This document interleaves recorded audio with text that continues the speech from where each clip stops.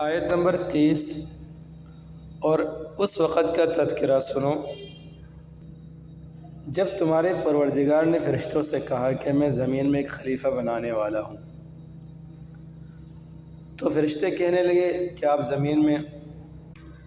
ایسی مخلوق پیدا کریں گے جو اس میں فساد مچائے اور خون خرابہ کرے،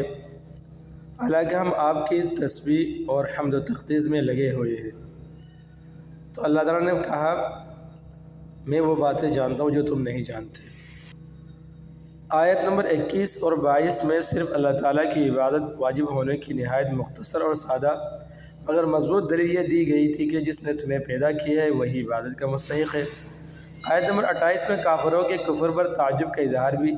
اسی بنا پر کیا گیا تھا۔ اب انسان کی پیدائش کا پورا واقعہ بیان کر کے اس دلیل کو مزید پختہ کیا جا رہا ہے۔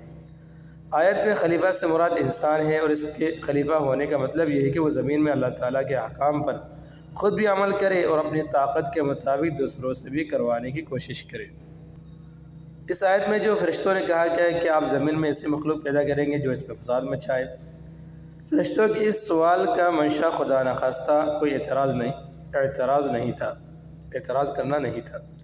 بلکہ وہ حیرت کر رہے تھے کہ ایک ایسی مخلوق کو پیدا کرنے میں کیا حکمت ہے جو نیکی کے ساتھ بدی کی صلاحیت بھی رکھتی ہوگی، جس کے نتیجے میں زمین پر فساد پھیلنے کا امکان ہوگا۔ مفسرین نے یہ بھی بیان کیا کہ انسان سے پہلے زمین پر جنات پیدا کیے گئے تھے، اور انہوں نے آپس میں لڑ کر ایک دوسرے کو ختم کر ڈالا تھا۔ فرشتوں نے سوچا کہ شاید انسان کا انجام بھی ایسا ہی ہو۔ آیت نمبر 31 اور آدم کو علیہ السلام اللہ تعالیٰ نے سارے کے سارے نام سکھا دیے، پھر ان کو فرشتوں کے سامنے پیش کیا اور ان سے کہا اگر تم سچے ہو تو مجھے ان چیزوں کا نام تو بتلاؤ۔ ناموں سے مراد کائنات میں پائی جانے والی چیزوں کے نام، ان کی خاصیتیں اور انسان کو پیش آنے والی مختلف کیفیات کا علم ہے، مثلا بھوک، پیاس، صحت اور بیماری وغیرہ۔ اگرچہ آدم علیہ السلام کو ان چیزوں کی تعلیم دیتے وقت فرشتے بھی موجود تھے، لیکن چونکہ ان کی فطرت میں ان چیزوں کی پوری سمجھ نہیں تھی، اس لیے جب ان کا امتحان لیا گیا تو وہ جواب نہیں دے سکے، اور اس طرح اللہ تعالیٰ نے عملی طور پر انہیں باور کرا دیا کہ جو کام اس نئی مخلوق سے لینا مقصود ہے وہ فرشتے انجام نہیں دے سکتے۔ آیت نمبر 32 وہ بول اٹھے، فرشتے بول اٹھے آپ ہی کی ذات پاک ہے، جو کچھ علم آپ نے ہمیں دیا ہے اس کے سوا ہم کچھ نہیں جانتے۔ حقیقت میں علم و حکمت کے مالک تو صرف آپ ہی ہیں۔ بظاہر ان الفاظ سے یہ معلوم ہوتا ہے کہ نام صرف حضرت آدم علیہ السلام کو سکھائے گئے تھے اور فرشتے اس تعلیم میں شریک نہیں تھے۔ اس صورت میں ان سے ان ناموں کے بارے میں پوچھنا یہ جتانے کے لیے تھا کہ تم میں وہ صلاحیت نہیں رکھے گی جو آدم علیہ السلام کی تخلیق سے مقصود ہے۔ دوسرا یہ احتمال یہ بھی ہے کہ آدم علیہ السلام کو سکھاتے وقت فرشتے موجود تو تھے، لیکن چونکہ ان میں ان باتوں کو سمجھنے یا یاد رکھنے کی صلاحیت نہیں تھی، اس لیے وہ امتحان کے وقت جواب نہ دے سکے۔ اس صورت میں ان کے جواب کا حاصل یہ ہوگا کہ ہمیں وہی علم حاصل ہو سکتا ہے جو آپ ہمیں دینا چاہے اور اس کی صلاحیت ہمارے اندر پیدا کر دے۔ آیت نمبر 33 اللہ نے کہا اے آدم تم ان کو ان چیزوں کے نام بتا دو۔ چنانچہ جب آدم علیہ السلام نے ان کے نام ان کو بتا دیے تو اللہ نے فرشتوں سے کہا کیا میں نے تم سے نہیں کہا تھا کہ میں آسمانوں اور زمین کے بید جانتا ہوں، اور جو کچھ تم ظاہر کرتے ہو اور جو کچھ چھپاتے ہو مجھے اس سب کا علم ہے۔ آیت نمبر 34 اور اس وقت کا تذکرہ سنو جب ہم نے فرشتوں سے کہا کہ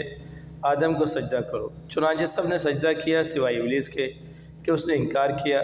اور متکبرانہ رویہ اختیار کیا اور کافروں میں شامل ہو گیا۔ فرشتوں کے سامنے آدم علیہ السلام کی عظمت کا عملی مظاہرہ اور ان کے امتحان لینے کے لیے انہیں آدم علیہ السلام کو سجدہ کرنے کا حکم دیا گیا۔ یہ سجدہ عبادت کا نہیں تعظیم کا سجدہ تھا جو بعض پچھلی شریعتوں میں جائز تھا۔ بعد میں تعظیم کے لیے بھی اللہ تعالیٰ کے سوا کسی اور کو سجدہ کرنے کی سختی سے ممانعت کر دی گئی تاکہ شرک کا کوئی شائبہ بھی پیدا نہ ہو۔ یہ سجدہ کروانا اس بات کا بھی مظاہرہ تھا کہ فرشتوں کو اس بات کی تلقین کی جا رہی ہے کہ کائنات میں جو چیزیں ان کے اختیار میں دی گئی ہے وہ انسان کے لیے مسخر کر دی جائے تاکہ یہ دیکھا جائے کہ وہ ان کو صحیح استعمال کرتا ہے یا غلط۔ اگرچہ براہ راست سجدے کا حکم فرشتوں کو دیا گیا تھا مگر اس میں تمام جاندار مخلوقات بھی شامل تھی، لہذا ابلیس جو جنات میں سے تھا اس پر بھی اس حکم کی تعمیل لازم تھی۔ لیکن جیسا کہ خود قرآن کریم نے دوسری جگہ بیان فرمایا ہے، وہ اللہ تعالیٰ سے کہنے لگا کہ مجھے تو نے آگ سے پیدا کیا ہے اور آدم کی مٹی سے، اس لیے میں اس سے افضل ہوں، میں اسے کیوں سجدہ کروں۔ قرآن کریم سورۃ اعراف میں اس واقعے سے دو سبق ملتے ہیں۔ ایک یہ کہ اپنے آپ کو بذات خود دوسروں سے بڑا سمجھنا اور اپنی بڑائی پکارنا کتنا بڑا گناہ ہے، اور دوسرا سبق یہ ہے کہ جب اللہ تعالیٰ کی طرف سے کوئی واضح حکم آ جائے تو بندے کا کام یہ کہ اس حکم کو دل و جان سے بجا لائے، چاہے اس کی حکمت اور فائدہ سمجھ میں آئے یا نہ آئے۔ آیت نمبر 35 اللہ تعالیٰ فرماتے اور ہم نے کہا اے آدم تم اور تمہاری بیوی جنت میں رہو اور اس میں سے جہاں سے چاہو جی بھر کے کھاؤ، مگر اس درخت کے پاس بھی مت جانا، ایک درخت کے اشارہ کر کے فرمایا اللہ تعالیٰ نے، ورنہ تم ظالموں میں شمار ہوگے۔ یہ کون سا درخت تھا قرآن کریم نے اس کی وضاحت نہیں فرمائی، نہ اس کی جاننے کی ضرورت ہے، اتنا جان لینا کافی ہے کہ جنت کے درختوں میں ایک درخت ایسا تھا جس کا پھل کھانے سے انہیں روک دیا گیا تھا۔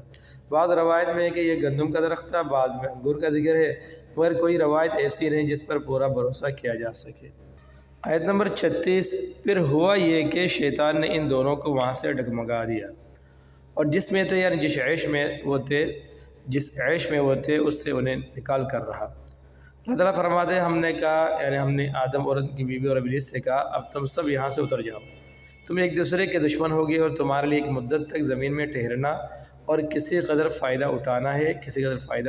طے کر دیا گیا ہے۔ یعنی شیطان نے انہیں بہکا کر اس درخت کا پھل کھانے پر آمادہ کر دیا اور بہانہ یہ بنایا کہ یوں تو یہ درخت بڑا مفید ہے کیونکہ اس کو کھانے سے ابدی زندگی حاصل ہو جاتی ہے، لیکن شروع میں آپ کو اس لیے منع کیا گیا تھا کہ آپ کی جسمانی کیفیت اس کو برداشت نہ کر سکتی تھی۔ اب چونکہ آپ جنت کے ماحول کے عادی ہو گئے اور آپ کے قوہ مضبوط ہو چکے ہیں، اس لیے اب وہ ممانعات باقی نہیں رہی۔ اس واقعے کی مزید تفصیل کے لیے سورہ اعراف ہے، سورہ طٰہٰ ہے۔ اللہ تعالیٰ نے جو آدم علیہ السلام کو اور ان کی بیوی اور اس ابلیس کو جو زمین میں اترنے کے لیے کہا ہے، مطلب یہ کہ اس واقعے کے نتیجے میں آدم علیہ السلام اور ان کی اہلیہ کو جنت سے اور شیطان کو آسمانوں سے نیچے زمین پر اترنے کا حکم دے دیا گیا۔ ساتھ یہ بھی بتا دیا گیا کہ انسان اور شیطان کے درمیان رہتی دنیا تک دشمنی قائم رہے گی اور زمین کا یہ قیام ایک معین مدت تک ہوگا جس میں کچھ دنیاوی فائدہ اٹھانے کے بعد سب کو بالآخر اللہ تعالیٰ کے پاس دوبارہ پیش ہونا ہوگا۔ آیت نمبر 37 پھر آدم نے علیہ السلام اپنے پروردگار سے کچھ الفاظ سیکھ لیے، کچھ توبہ کے الفاظ سیکھ لیے، چنانچہ اللہ نے ان کی توبہ قبول فرمائی، یعنی ان الفاظ کے ذریعے جن کے ذریعے انہوں نے توبہ مانگی، چنانچہ اللہ نے ان کی توبہ قبول کر لی۔ بے شک وہ بہت معاف کرنے والا بڑا مہربان ہے۔ جب آدم علیہ السلام کو اپنی غلطی کا احساس ہوا تو وہ پریشان ہو گئے، لیکن سمجھ نہیں آ رہا تھا کہ اللہ تعالیٰ سے کن الفاظ میں معافی مانگے، اس لیے زبان سے کچھ نہیں نکل رہا تھا۔ اللہ تعالیٰ نے جو دلوں کے حال سے بھی خوب واقف ہے اور رحیم و کریم بھی ہے، ان کی اس کیفیت کے پیش نظر خود ہی ان کو توبہ کے الفاظ سکھائے جو سورہ اعراف میں مذکور ہے۔ قال ربنا ظلمنا انفسنا وان لم تغفر لنا وترحمنا لنكونن من الخاسرین۔ یہ ہمارے پروردگار ہم اپنی جانوں پر ظلم کر گزرے ہیں اور اگر آپ نے ہمیں معاف نہ فرمایا اور ہم پر رحم نہ کیا تو ہم برباد ہو جائیں گے۔ اس طرح اللہ تعالیٰ نے زمین پر بھیجنے سے پہلے انسان کو یہ تعلیم دے دی کہ جب کبھی نفسانی خواہشات یا شیطان کے بہکاوے میں آ کر اس سے کوئی گناہ سرزد ہو جائے تو اسے فوراً اللہ تعالیٰ سے توبہ کرنی چاہیے، اور اگرچہ توبہ کے لیے کوئی خاص الفاظ لازمی نہیں ہے بلکہ ہر وہ جملہ جس میں اپنے کیے پر ندامت اور آئندہ گناہ نہ کرنے کا ارادہ شامل ہو اس کے ذریعے توبہ ممکن ہے، لیکن چونکہ یہ الفاظ خود اللہ تعالیٰ کے سکھائے ہوئے ہیں اس لیے ان الفاظ میں توبہ کرنے سے قبولیت کی زیادہ امید ہے۔